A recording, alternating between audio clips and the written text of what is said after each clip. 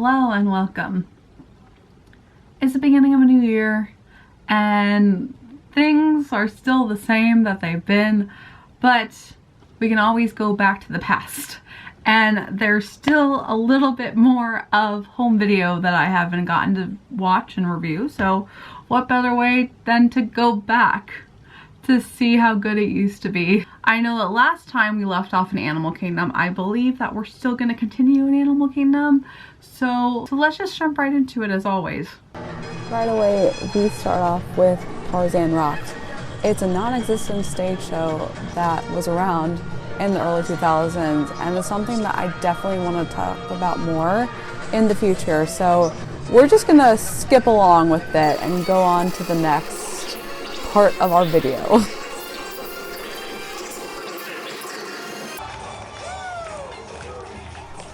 And then continuing on with our non-existent parades, we have Mickey's Jungle Jammin' Parade.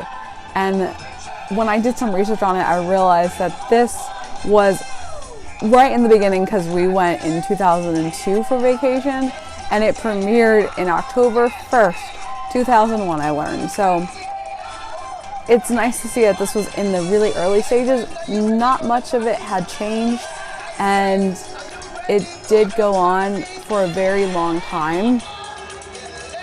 It ran until 2014, which was when I did my college program, so I did get to do a couple of shifts in Animal Kingdom and was able to be a parade greeter. Because of the merchandise shop that I worked with, I was able to stand and watch the parade go through, which is really cool. And even looking back at this, you can really see how much inspiration the parades took within each other because of the fact that the floats do look very similar to each other. It's reminding me a lot of the Tapestry Nations that we saw on my last trip.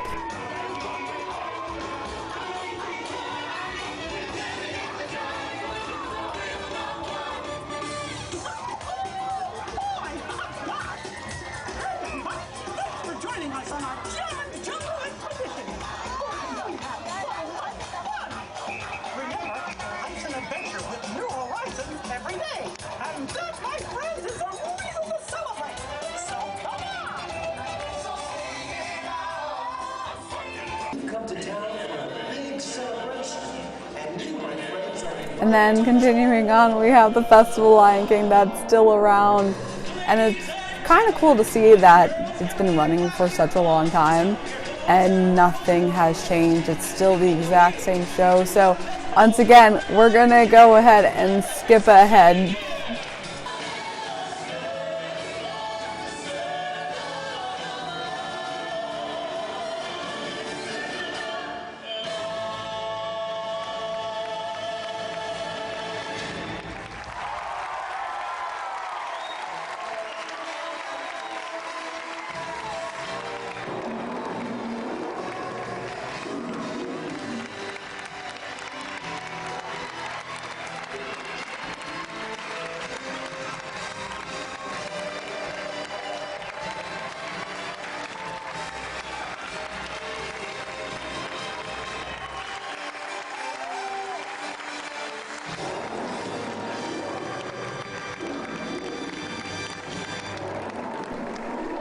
It's good to know that the only things that my dad recorded were parades and shows, and again, it just jumps ahead to the Magic Kingdom with the fancy in the sky.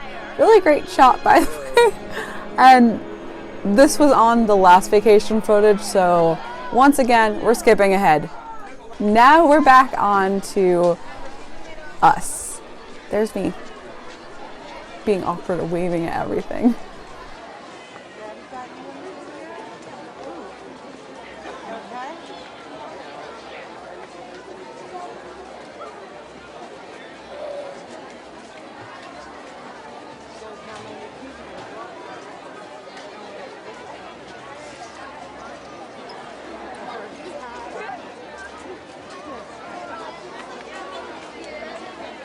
In times like these, it's very weird to say that I miss crowds like these just because it shows a sense of morality. And it's also so interesting to look back, and I'll say this probably as we continue forward, but it's nice to see people being people and not being surrounded by technology and having phones everywhere in their faces and just enjoying the moment.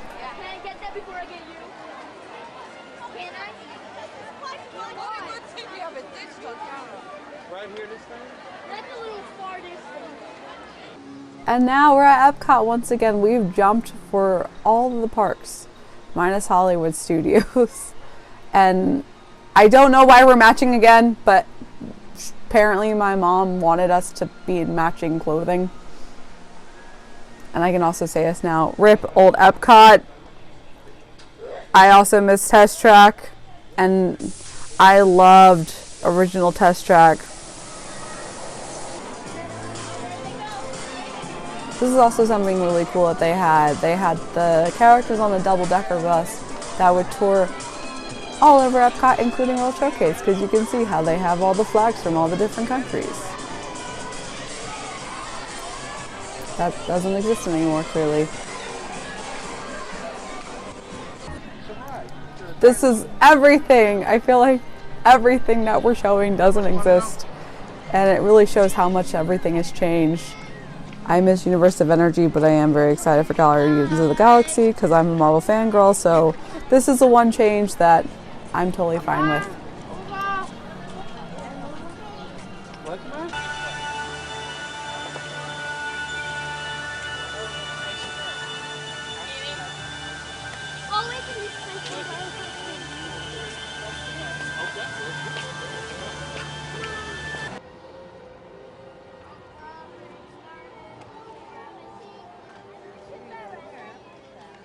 I really wish I kept that map too, but we don't have it. But I would love to be able to look at it and see the differences. And then we have another parade yet again. So this is the Tapestries and Nations parade, but with a twist. I remember because that was their way of extending it, so it wouldn't just be focused on one thing. It was the dreams and the tapestry of dreams.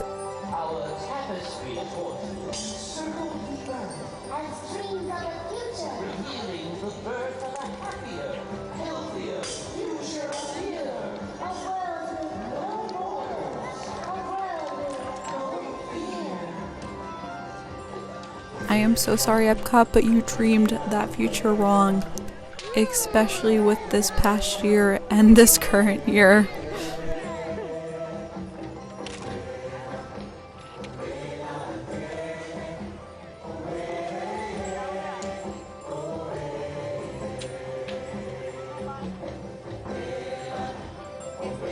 I remember even going with KidCot back in the past that you would have a mask that you could make and color in, and you would go around adding the pieces onto the mask instead of getting the passports of today for the countries. And it was a very unique idea and such a really interesting concept that I miss. And I think it was really creative because it didn't really focus on the history of the nations, but instead more of the unity that people are people and everyone has dreams and everyone can be inspired. And I just love this parade. I love the character, puppeteer, whatever they are. They're just so unique and weird.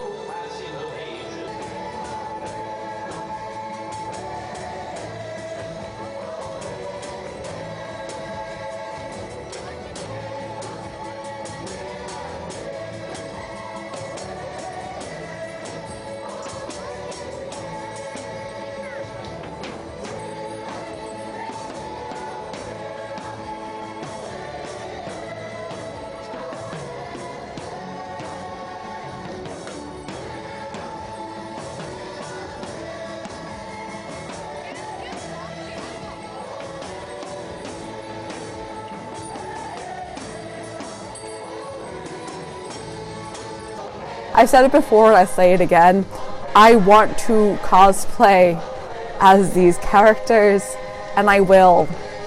And next Mickey's Not So Scary Halloween party, when things are good again, This will be my costume. One of them at least.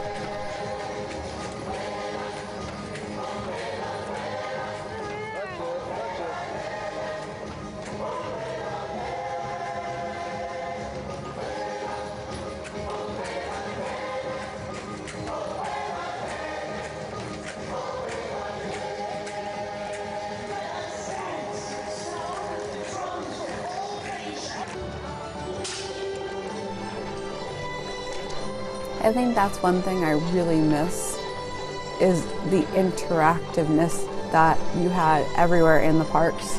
And there's still interactiveness available, but it's on a whole different level because I feel like anything that's interactive now deals with technology instead of just pure face value imagination.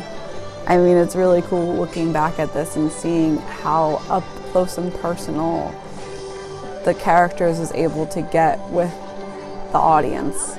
And it's something that we've lost touch with, and I hope we can get back in touch with, literally and figuratively.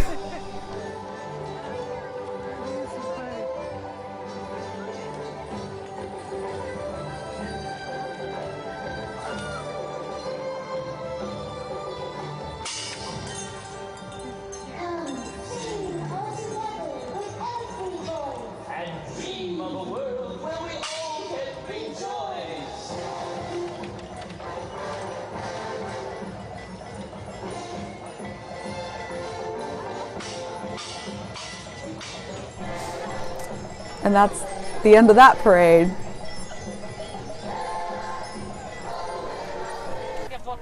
I have no idea what this was. It's some type of ship. And it's not there anymore as well. And then, once again, we have one more show. Because apparently that's all my dad liked to film. Instead of the scenery, it was all parades, shows, and then a couple of seconds of us. So I don't know much about this show.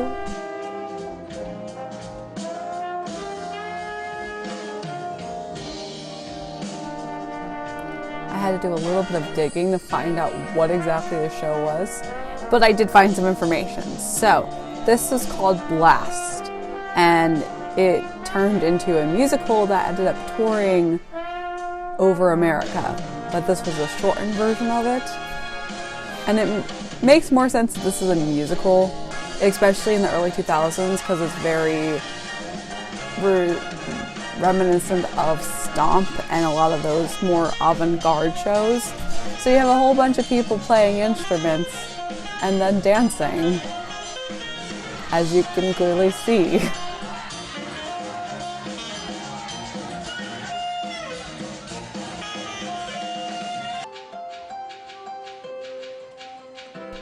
I just love early Epcot because it was just filled with so much more art and weirdness and quirkiness, because you would not find this anywhere else. And this just reminds me so much of MoMA, the Museum of Modern Art, and I love looking back at this because it's just so unique, like I said.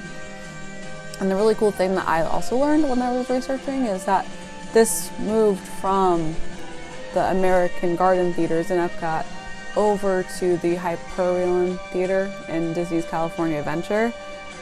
And that's very interesting because even though I've never been to California, I don't know much about it. But obviously Aladdin the musical was over there, and then Frozen the musical was over there. So it's cool to know that they had more artsy stuff before they jumped into the Disney branded musicals again.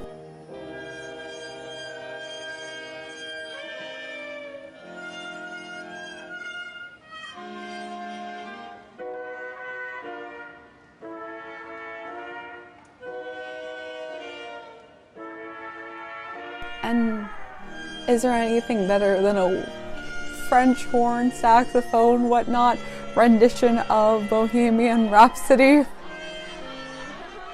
Especially in tutus.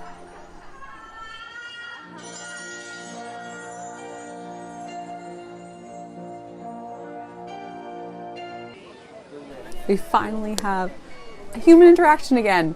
I do not know who this family is, so I wonder what they're up to. But this is really cool, and this is, again, reiterating what I said before, where I do miss just being in the moment. I really miss a lot of these performers just existing. I know that we have a variation of the living statues in Disney Springs, but it's just cool to see. And yet here we are at the fountain in France. I was being a troublemaker, putting my hand in the fountain, but my mom had the audacity to put her feet into the fountain because it was a hot day in July. There and turn around. The audacity!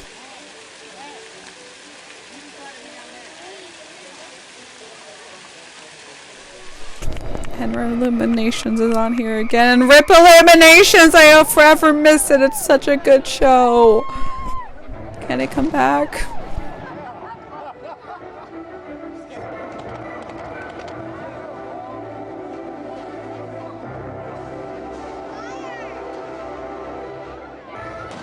So finally, to end the night, we were staying at the Port Orleans Resort, and for whatever reason, I just always wanted to be on stage and always wanted to perform. So my dad and I were hanging out, and you can see me being strange, trying to do Head and Shoulders with a bunch more of the most 90s and early 2000 kids ever, because the dude in the Hawaiian shirt, I mean, what could get more early 2000s, late 90s than that?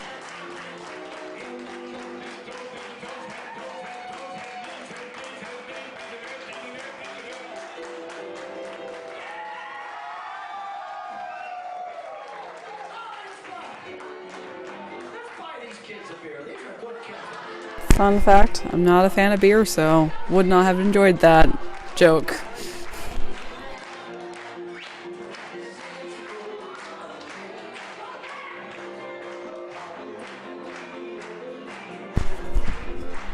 But the wonderful pianist that's playing and doing the show, if you're not familiar, is Yeehaw Bob Jackson, and he has been performing from then till now. Unfortunately not at the moment because of the fact that of all the entertainment costs, but before all of this world change, he was still doing shows every night. So it's nice to see something that still is semi-relevant and semi-existent when everything else that we've seen so far is not existent at all. And I hope that he's actually doing well and thriving in his life, because they've obviously cut back performances right now.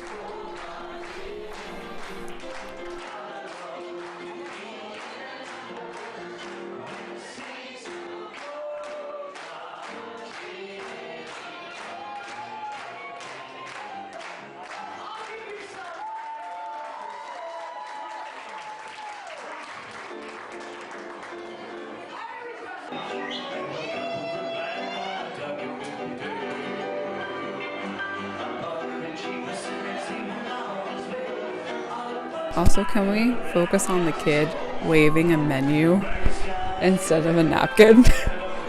Goals.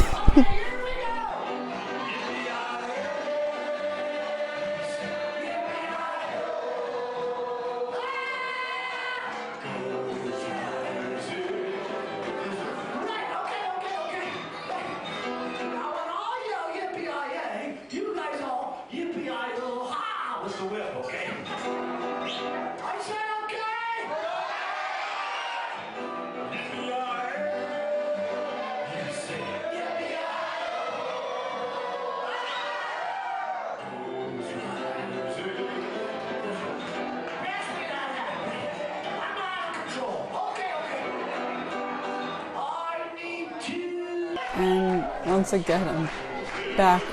I guess whenever they ask for audience participation, my cringy kid self was just jumping up, and yep, there I am once again with a bunch of random people. The only good thing about it is that they're singing New York, New York, and I'm a semi-New Yorker myself. I count myself as a New Yorker. I'm so close to it. It's my second home.